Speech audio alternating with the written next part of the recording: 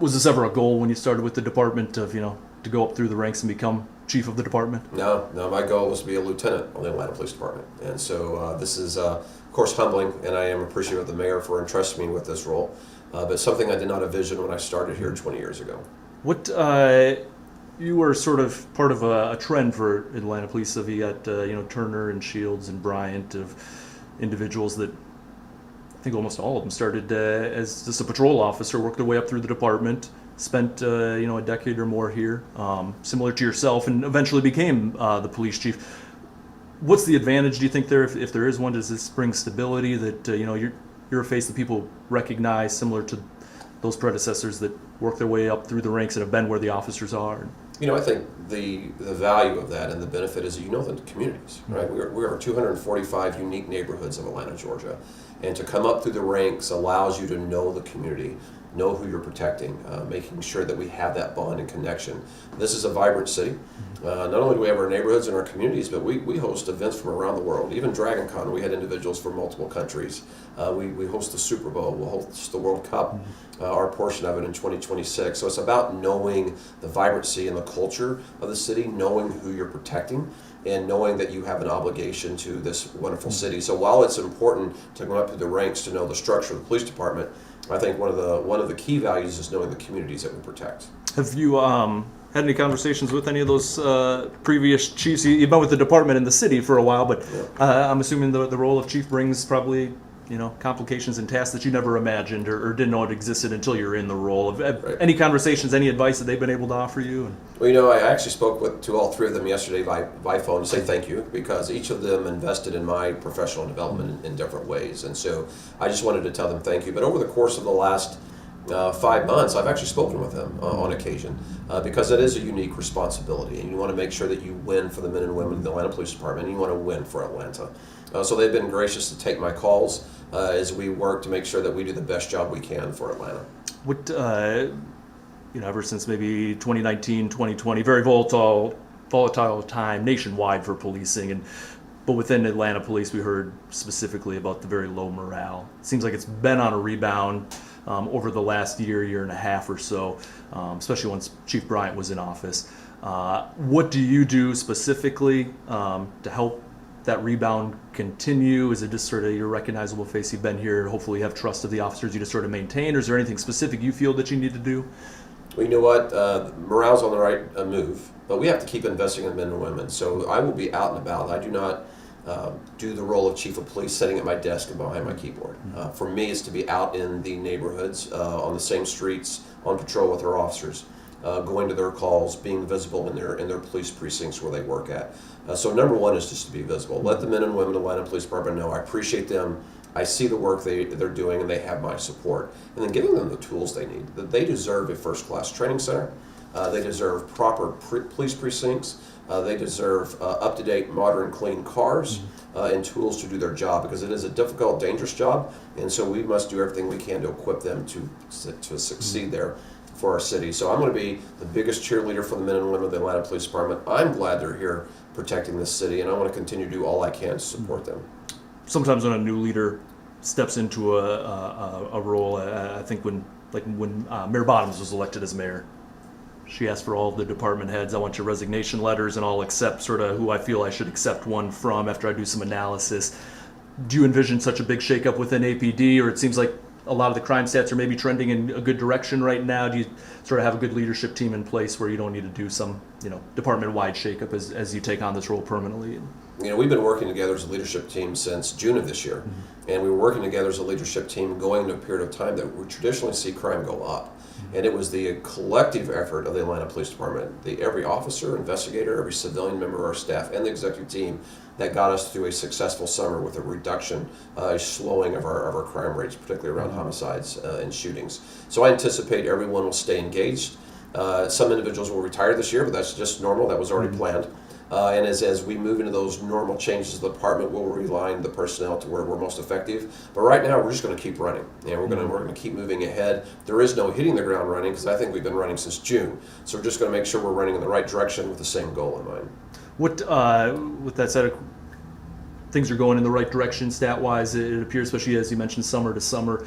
You never want to become lax, though, and just sort of say things are going in the right direction. You just sort of, relax too much. How do you stop the department from doing that, of, continuing to be aggressive to cut down on those numbers and make sure they go even further down? We use data and intelligence to know where we're to be at in our city, when we're to be there, and who we're looking for. So that never changes. If we were sitting here today and every crime category was down across the city, there would still be work to do. Because even if crime was on a downward trend, citizens were still victims of crime, right? And so we're going to keep working to make this the safest city in the country. We want citizens not only to be safe, but to feel safe. We have a role in that. Public safety is a team effort. There's others that have roles in that, judges and prosecutors, neighborhood watches, court watch program, having individuals join the Connect Atlanta program. If you watch our social media today, we have a wonderful case where we arrested an individual that was dangerous because of our Connect Atlanta technology.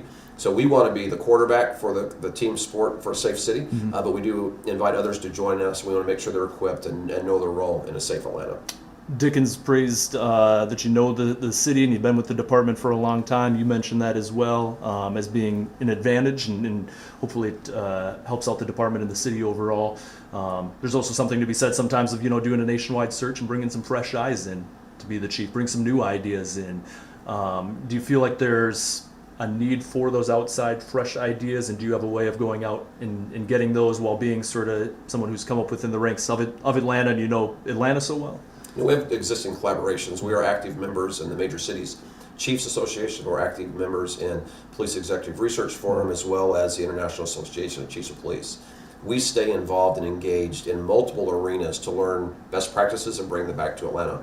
We also know best practices and success isn't always in the law enforcement community. And so we have restructured the department this year to bring on more professional civilian leadership in key areas, particularly around our personnel, our fleet, our facilities, and we're going to continue to look for best practices. We will have some that originate right here in Atlanta, and we'll have some that we'll learn elsewhere. So we are engaged around the nation, and we'll continue to be engaged in our international leadership exchange programs, where we welcome police commanders from other countries as we send police commanders there. So we're informed across the board on best practices. We're going to continue to work in that realm to ensure that we're bringing the citizens of this city the best crime-fighting tools that we can develop. What's your plans, and maybe it's just a continuation of for recruiting and staffing within the department? I talked with Chief Bryant as he was leaving office for APD and other surrounding jurisdictions. It's been a hard time to get enough people in as recruits and to stay on with their departments, and it's an issue for APD as well. Is that another place where things have been trending in the right direction? You just need to maintain? Is there more that needs to be done to hopefully get back to fully staffed or as close as you can to it? No, we're going to work aggressively to become fully staffed to be at our authorized strength. We have major events coming to the city, and we're going to be prepared for that. Right now, we're fortunate that we have 140 recruits roughly in various phases of training or preparing to go into training. So we've been successful in our recruiting efforts. We're going to continue to be across the country. And right here, we had a recruiting event this Saturday at Atlanta Metropolitan State Colleges for fire, police, and code enforcement, as well as 911. We had over 100 individuals walk through the door on Saturday that says, I want to serve my city. We're going to continue this year having those opportunities right here in Atlanta, but outside of Atlanta, growing the police department. But if we're growing the police department, we have to keep the men and women that we have. And as a chief of police, I will be working to make sure that every man and woman that serves this police department, whether in uniform or at 911 or civilian position, knows they're appreciated. We want them to serve here. We're going to give them the tools and the support they need to stay here. So the cornerstone of growing this police department is keeping who we have, and I'm excited about turning the entire Atlanta Police Department into a retention team and let every man and woman who is serving the city know I appreciate them, I'm glad they're here, and we're going to be on this journey of service together. What, given your time here in the department, and do you feel like you enter this as a permanent role, already having the trust of your fellow officers, and you just need to maintain that? Do you feel like you're in a position where you need to earn their trust as you step into the role as a permanent chief? Where do you feel like that's at right now? No, you're always investing in trust. As a leader, the people have to see you walk the walk as much as talk the talk. And so whatever time I serve in this position, every day I'm investing in that trust, just like we're investing in the trust of the community. Because we understand that every day, every interaction, a citizen of this city as saying, do I trust the Atlanta Police Department? Do they have my best interests at heart? And if the citizens of this city see the Atlanta Police Department like I do, and the courage and the compassion of our men and women, they are going to grow their trust in this organization as we protect Atlanta. And I want the men and women of this department to know I have your back as long as you're constitutional, you're committed to your job, you're competent in what we ask you to do, and you're compassionate, you're going to have a support of your chief of police. Now, if you don't do those things, I can't support you. But this is a department that has the heart of the city of Atlanta, and I see their courage and compassion every day. You all cover a lot of those stories. And so I will be investing in that trust with our officers daily as we invest in the trust of our citizens of the city daily. When Chief Bryant was leaving office, he had told me during his time as chief, with Dickens in office, at least that portion of his time as chief, there was a morning phone call with Dickens. I believe his chief of staff was also on there, and given whatever crimes were happening or whatever was in the moment, the Dickens usually had very pointed questions. He was very interested in crime and safety for the city. That was clear, Bryant told me. Have you been having such similar phone calls on a daily basis or close to it with Dickens? Is there anything, whatever you're comfortable sharing, that it seems like he's most invested in when it comes to public safety? You know, I brief the mayor very regularly during the week, minimum of 5 times a week that the mayor is briefed. He is engaged. He asks the right questions. He is involved in a collaborative manner of giving advice and suggestions, of looking at a holistic approach to safety in our city. So what else can be brought to bear with the police department to address any issues? Is the police department using intelligence and data to do its job properly? And I value those conversations. I think we are a better city because of those conversations. We're bringing every resource of city government to bear. And we're looking at how can we bring our state, federal, and county partners into this effort. So these are our foundation of success, in my opinion. And I appreciate the mayor being engaged in them and bringing a good, collaborative, insightful role into those conversations that we have. Just a couple last questions for you. I know Dickens and both yourself are very data-driven. Those summer-to-summer numbers and some of the other crime trends that we're seeing going in the right direction, are those numbers coming down? I'm assuming the answer is no, but are they coming down as quickly as you hope that they would, or is it close to what you hope that they would be coming down, sort of the pace? You know, there's always work to be done, right? And so to see what the men and women are doing, to see that reduction, I'm very proud of them. And we're going to keep pushing until we're in the negative, and we're going to keep pushing to put the right people in a courtroom in this county. And so those efforts are never ending. There's not a day I'm going to wake up and say, man, we've arrived. We're going to keep working very hard. I look at those numbers in our dashboards throughout the day to see where we're at. We make adjustments frequently for the next 8-hour period, the next 12-hour period, where we're going to put our resources. And sometimes we get intelligence, like with the street racers, that say, you got street racers on the way potentially to Atlanta, so we're going to make the adjustment right then to address those issues. So it's an ongoing effort. One day success will be when the Atlanta Police Department is put out of business. And we're not there yet, but I hope we're there one day when there's not a need for a police department. We'll go work for the fire department at that point. But until then, the men and women of this police department are working hard for the citizens of this city, and I'm proud of them, and I want to be the chief that is supporting them. I know you said there was really no training wheels, that you viewed yourself as chief, just even when it was the interim title, and just continue into now permanent. So some of it maybe already began, but how do you reach out to those parts of the city, or maybe those individuals or neighborhoods in the city that haven't had the best relationship with APD in the past, the Buckhead City movement or other parts of the city that, you know, I don't know if olive branch is the right term, because you all think you're doing a great job, but how do you work with those parts of the city to hopefully, you know, turn things around so that everyone's on the same page and not sort of see an opposition out there? You know, we win when we're in collaboration with the neighborhoods across our city. There's 245. And so that is occurring in structured and very formal events like our neighborhood planning units, our neighborhood meetings, various task force that may have been set up to do that. But it's every interaction with an Atlanta police officer. Their zone commanders, their beat officers, their patrol officers. We build a relationship every time we assist. And even if we just have a casual encounter, we hope that every citizen of this city sees a well-trained, a caring, and a courageous police officer. And so we believe every 911 call, every interaction builds that trust for citizens to be proud of their police department.